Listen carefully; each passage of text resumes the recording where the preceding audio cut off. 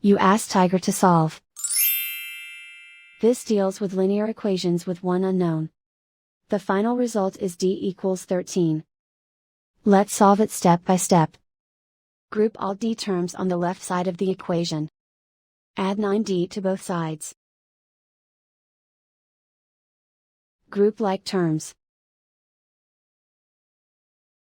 Simplify the arithmetic.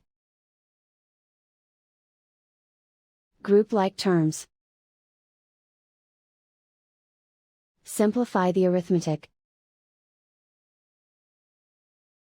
Group all constants on the right side of the equation. Subtract 12 from both sides.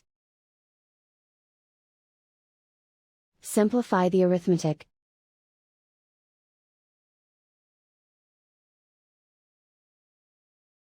And so the final result is d equals 13.